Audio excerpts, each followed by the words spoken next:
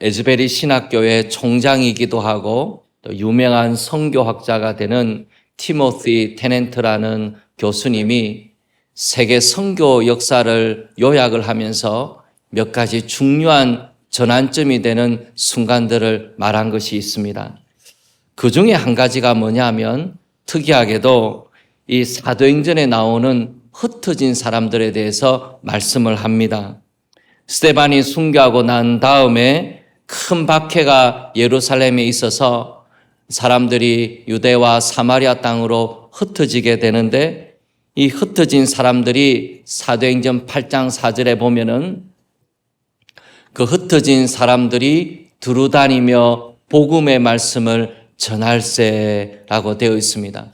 흩어진 사람들이 이제 예루살렘을 넘어서 유대와 사마리아 땅에 이르러서 사마리아 땅에 복음을 전하게 됩니다.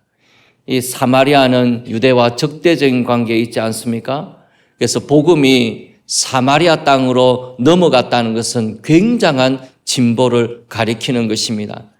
우리가 생각하는 큰 벽을 하나 넘어서 사마리아 땅으로 이제 복음이 전파되게 된 것이죠.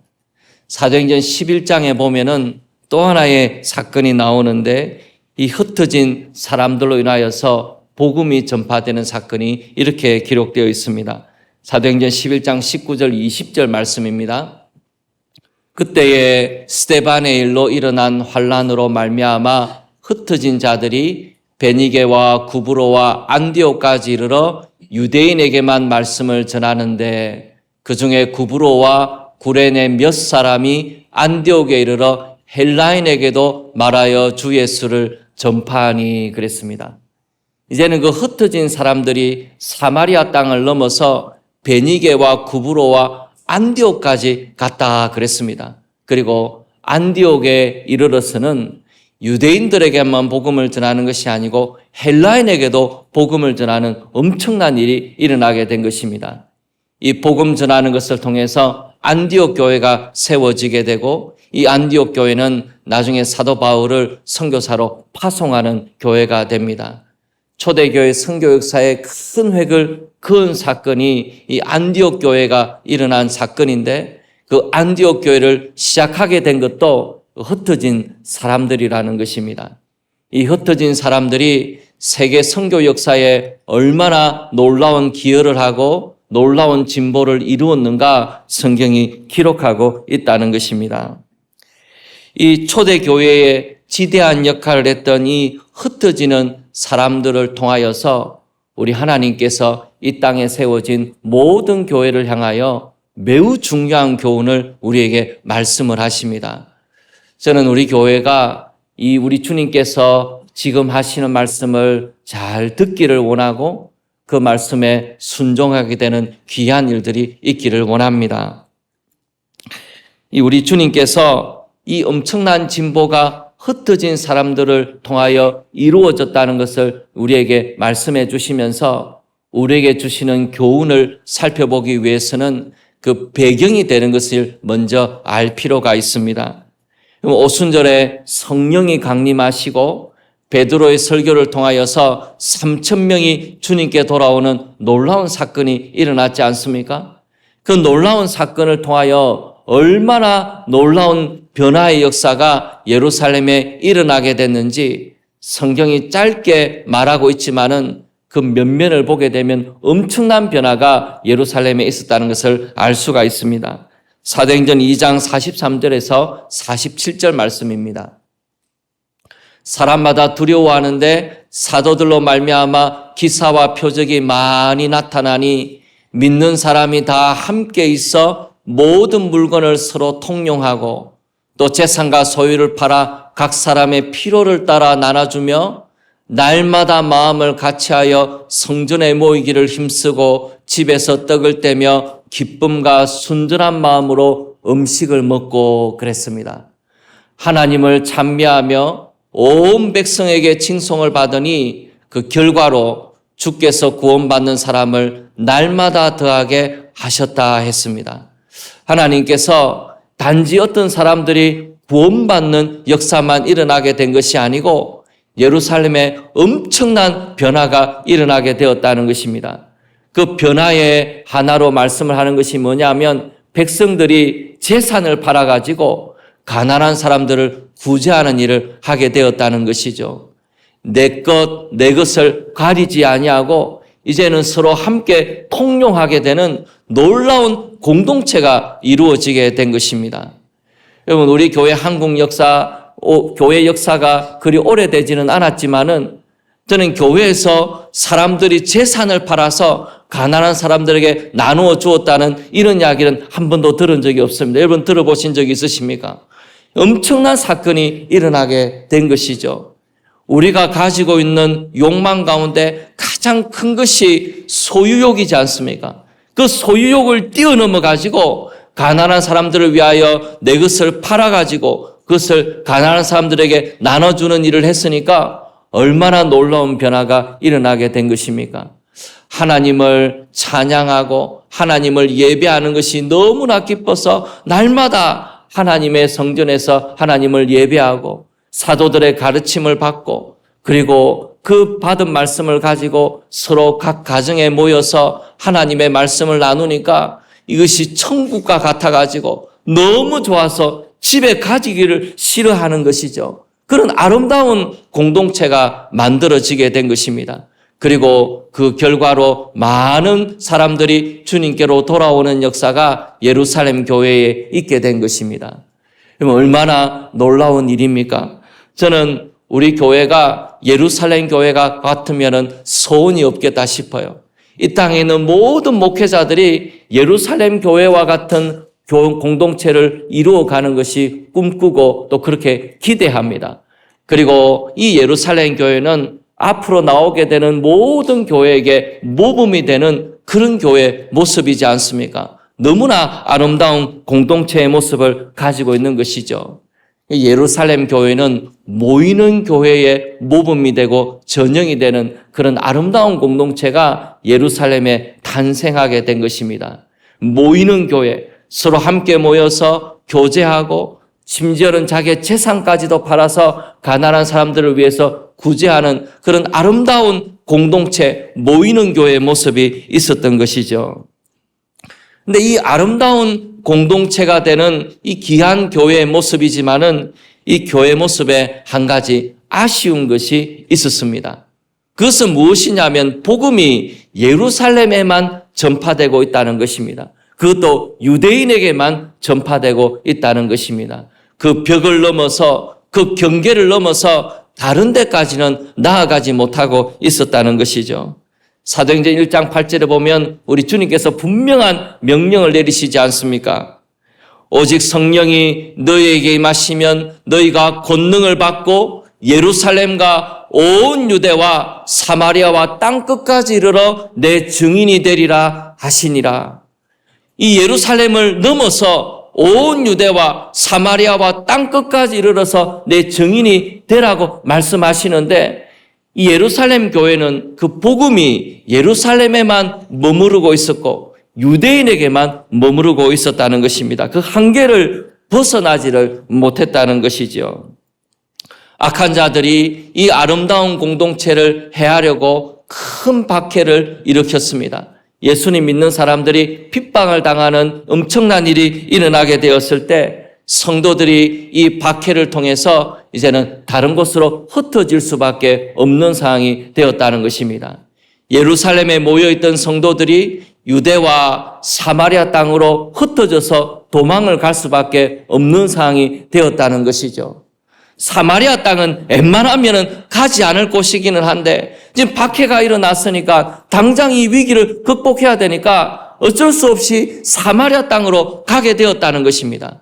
이 사마리아 땅으로 가게 되어서 흩어진 성도들이 박해가 일어나서 도망을 왔으니까 어떻게 해야 됩니까? 조용히 숨죽이듯이 그게 있어야 되지 않습니까? 그런데 이 흩어진 성도들이 흩어져서 숨만 죽이고 살아가고 있는 것이 아니고 담대하게 복음을 전파하기를 시작을 했습니다. 사마리아 땅에 들어가서 거기서 복음을 전하기를 시작하게 된 것이죠. 복음이 사마리아 땅으로 확장되게 된 것입니다. 그리고 심지어는 이분들이 안디옥이라는 도시에까지 가가지고 이방 도시에까지 가가지고 거기에서 유대인뿐만이 아니고 이방인에게도 헬라인에게도 복음을 전하게 되는 놀라운 일들이 일어나게 되었던 것이죠. 그런 위대한 선교의 역사가 시작되게 된 것이 이 흩어진 성도들, 박해를 받아서 흩어진 성도들을 통하여 이루어지게 되었다는 것입니다. 그래서 우리는 이 교회를 세우신 우리 주님께서 마음에 품고 갖고 계신 뜻이 무엇인지를 확인해 볼 필요가 있습니다. 예루살렘에 아름다운 공동체가 세워지게 된 거 너무나 귀한 일입니다. 재산을 팔아서 가난한 사람들을 구제하기까지 하는 이런 아름다운 공동체가 만들어지고 하나님을 예배하기를 기뻐하고 말씀 듣기를 사모하고 서로 함께 모여서 성도의 아름다운 교제를 나누니까 천국과 같더라. 여기가 천국과 같은 그런 아름다운 교제를 나누는 공동체가 되는 것이 너무나 중요하지만은 우리 주님의 뜻은 이 모이는 공동체에 머무르는 것이 아니었다는 것입니다. 예수님께서는 교회가 흩어지기를 원하셨습니다. 모이는 교회만 있어서 되는 것이 아니고 흩어지는 교회도 필요하다는 것을 우리에게 말씀해 주고 계십니다. 여러분, 교회는 모여야 됩니다. 모이지 않고서는 교회가 힘을 낼 수가 없습니다. 그래서 우리는 먼저 분명히 모여야 됩니다. 모이는 것이 너무나 중요합니다. 주일 예배로도 모이고 새벽 기도도 모이고 금요 기도에도 모이고 구역 모임도 모이고 모여야 우리 교회 성도들은 힘을 얻고 용기를 얻고 그리스도인으로 살아갈 수 있게 되는 것이죠. 모이는 교회, 함께 나누는 아름다운 공동체가 너무나 중요하지만은 우리 주님께서는 모이는 교회로 그쳐서는 안 되고 흩어지는 교회가 되어야 한다고 우리에게 말씀하고 계십니다.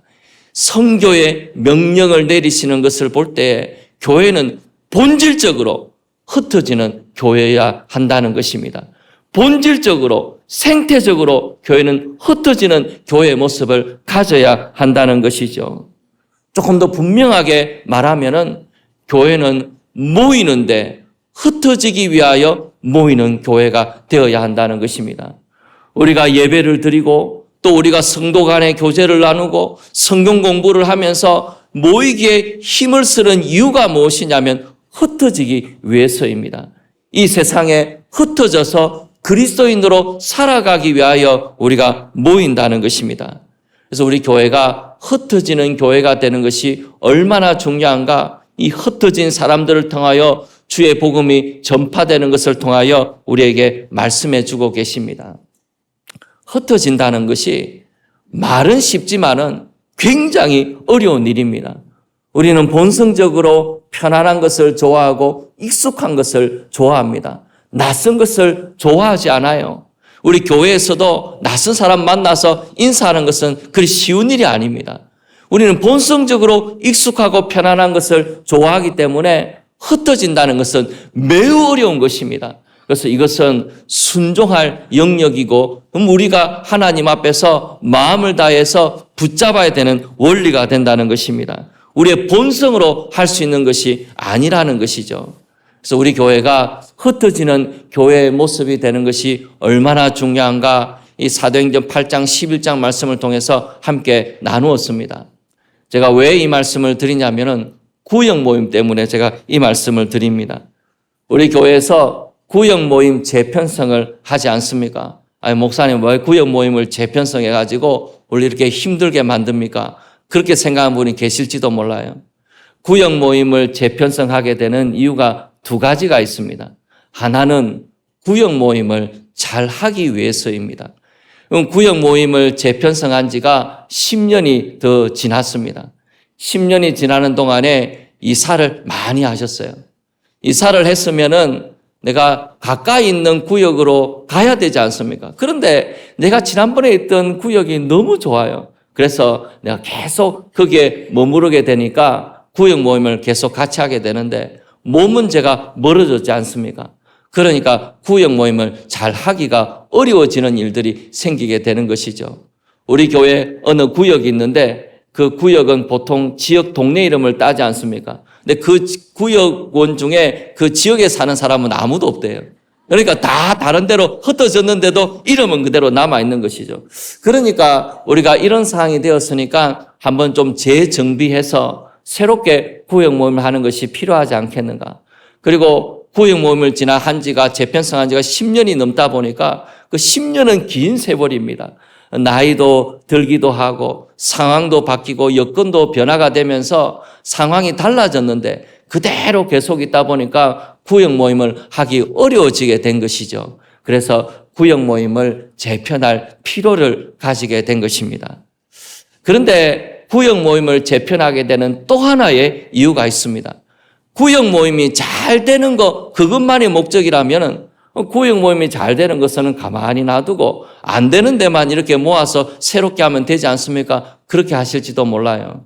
그런데 구역 모임을 재편성하는 것은 모임이 잘 되게 하는 것만 목적이 있는 것이 아니고 흩어지는 교회가 되는 것을 연습하기 위한 부분도 있다는 것입니다.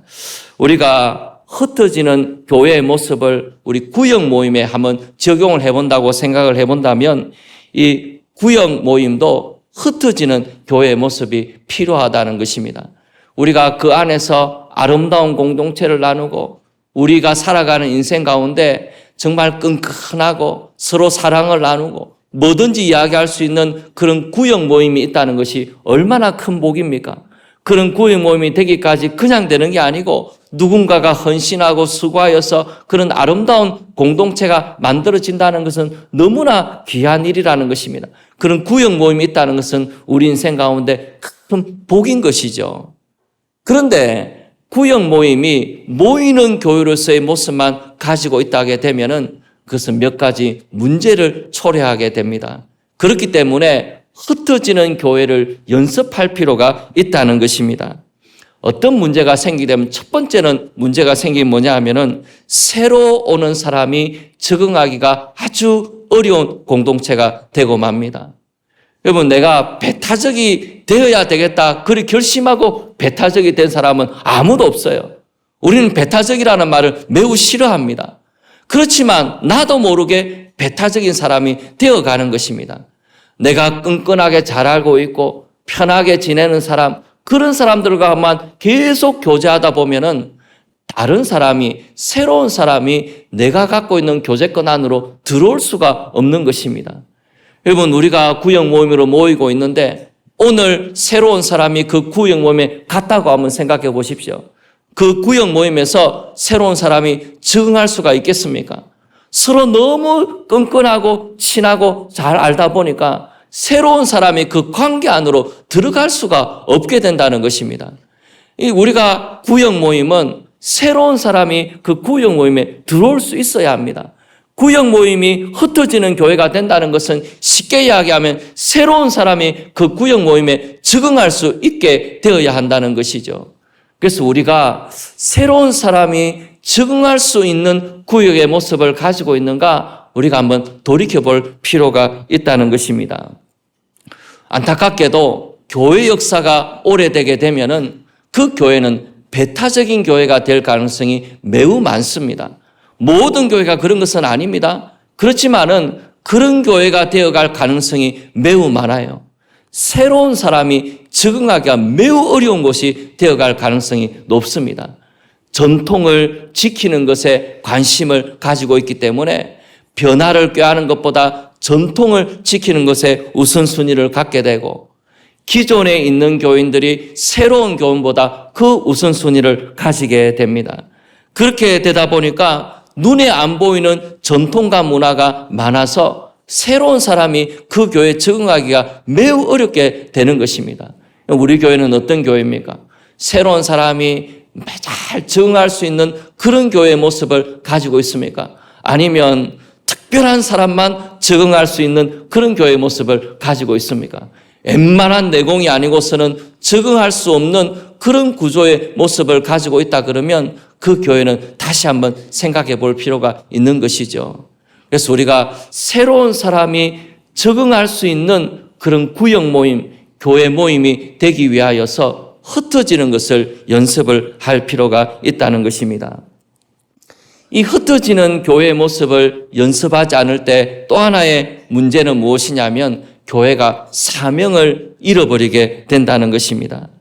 여러분, 모든 교회가 전도에 힘쓰고 모든 교회가 새로운 사람들을 환영하는 그런 교회인 것은 아닙니다. 저는 이렇게 말하는 말씀을 여러 번 들은 적이 있습니다. 우리 교회에서 들은 것이 아니고 많은 분들이 그렇게 생각을 합니다. 목사님, 우리 교회 사이즈가 딱 좋습니다. 우리 교회를 운영하는데 조금 더 부족함이 없고 우리가 서로 너무 잘 알고 있고 서로 친밀하고 있고 새로운 사람 들어와 봐야 자꾸 문제만 일으키고 갈등을 일으키고 그리 하는 것보다 그냥 있는 사람들끼리 좀 즐겁고 행복하게 지내는 교회 생활, 그런 것이 좋지 않겠습니까? 뭘 그렇게 자꾸 전도를 하려고 그러고 뭘 그렇게 자꾸 욕심을 내어서 새로운 사람들을 오게 하게 만들려고 왜 그렇게 하십니까? 그렇게 말하는 분들이 많아요. 이 세상에는 의외로 그런 교회들이 굉장히 많습니다. 그래서 그런 모습을 갖게 되면 참 모이는 교회로서의 모습은 아름다운 모습을 갖고 있지만 사명을 잃어버렸지 않습니까?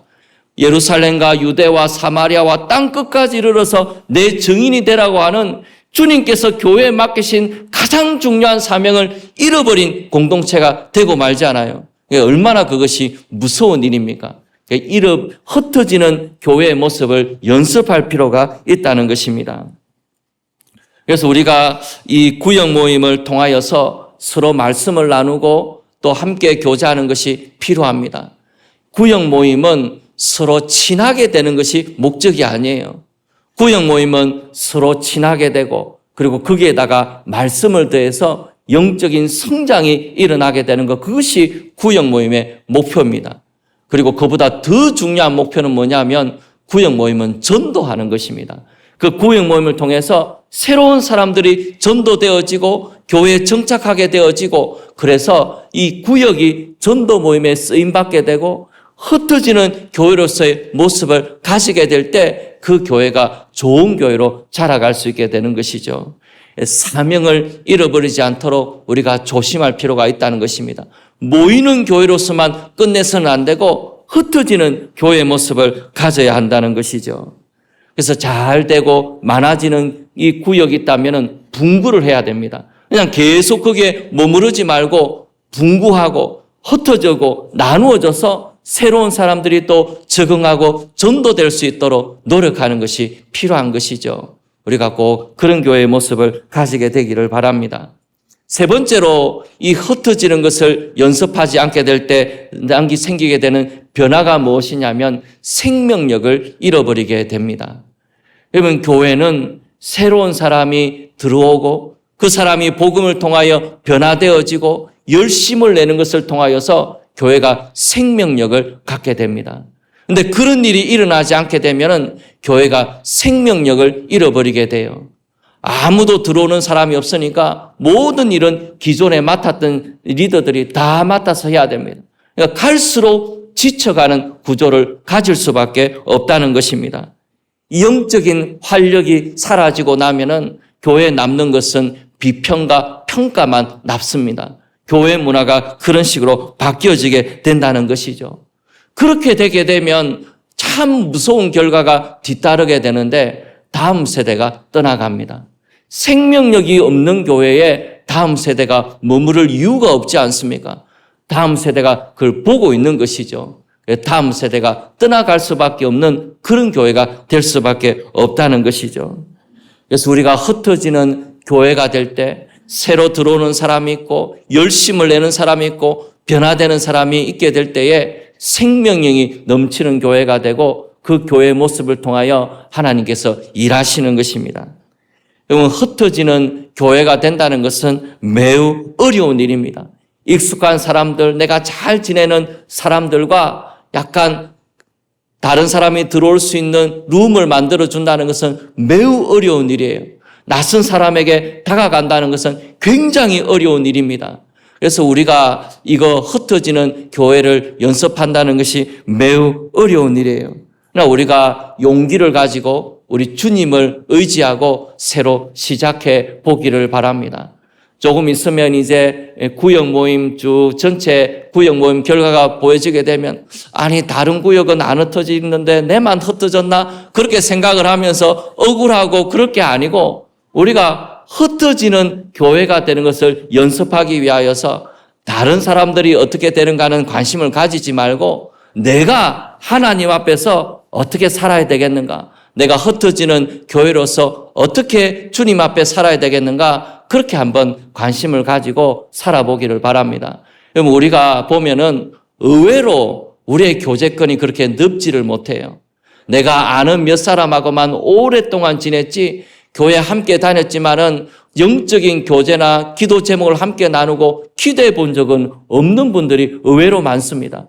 그래서 우리가 이 시간에 한번 또 교제권을 넓히고 새로운 사람들을 발견해야 내가 기도해 줄 사람도 찾게 되고 나에게 영적인 도전을 줄 사람도 발견하게 되고 변화가 일어나지 않겠습니까? 그런 변화를 두려워하지 말고 오히려 기대하고 주님 앞에서 사모하는 마음으로 한번 흩어지는 교회의 모습을 연습해 보기를 원합니다. 제가 오늘은 구역에서 대해서 말씀을 드렸지만은 우리 교회가 주일날 열심히 예배하고 하나님 앞에 함께 교제하다가 세상으로 흩어지지 않습니까? 그것이 교회의 모습입니다. 열심히 주님을 예배하고 또 흩어진 사람들이 복음을 전하면서 주의 뜻대로 살았던 것처럼 우리도 흩어져서 주님 앞에 살아가게 되기를 원합니다. 우리가 앞으로 살아가는 동안에 선교하는 일에 더 힘을 쏟기를 원합니다. 예루살렘과 유대와 사마리아와 땅끝까지 이르러 내 증인이 되라고 하셨는데 그 주님의 말씀을 따라서 우리가 선교하는 일에도 더 열심을 내서 우리가 하나님 앞에서 더 선교하는 교회로 나아가게 되기를 원하고 흩어지는 교회의 모습을 더 연습해 보기를 바랍니다. 흩어진 사람들이 안디옥까지 나아가서 복음을 전했던 것처럼 우리도 멀리 다른 지역에까지 가서 다른 나라에까지 가서 복음을 전하는 선교적인 삶을 한번 시작해 보기를 바랍니다. 아울러 미래에 하나님께서 교회 분립을 허락하시게 된다면 우리가 담대하게 분립해서 하나님의 뜻을 이루어 나가는 그런 멋진 공동체가 되기를 원합니다. 우리 교회에 이 분립의 전통이 있는 것에 대해서 하나님께 감사를 드립니다. 이 분립의 전통이 하나님 앞에 더 뜨거워지기를 원하고 확장되어지기를 원하고 우리가 앞으로 분립하게 됐을 때 용감하게 하나님의 뜻을 따라 흩어지는 교회의 모습을 가지게 되는 귀한 일들이 있기를 원합니다. 말씀을 마무리하려고 그래요. 오늘 흩어진 사람들이 누구인지에 대해서 성경이 이름을 말하고 있지 않습니다. 예루살렘의 유명한 지도자들이 아닌 것은 분명해요. 성경이 그 이름을 기록할 필요도 느끼지 못할 만큼 이들은 평범한 그리스도인들이었습니다. 그러나 박해로 인하여서 흩어졌지만은 그 흩어진 자리에서 최선을 다하여서 복음을 전하고 그리스도인으로 살아갔던 사람들을 통하여서 복음이 놀랍게 전파되어지는 하나님의 선교 역사가 이루어졌습니다. 우리도 평범한 사람들입니다. 역사가 이름을 기록할 필요를 느끼지 못하는 평범한 그리스도인들로 이 땅을 살아가는데 흩어진 자리에서 복음을 전하고 하나님의 뜻대로 살아가는 귀한 일들이 있어서 흩어지는 교회로서 주님께 순종하는 아름다운 삶을 살아가는 우리 모두가 되기를 소원합니다.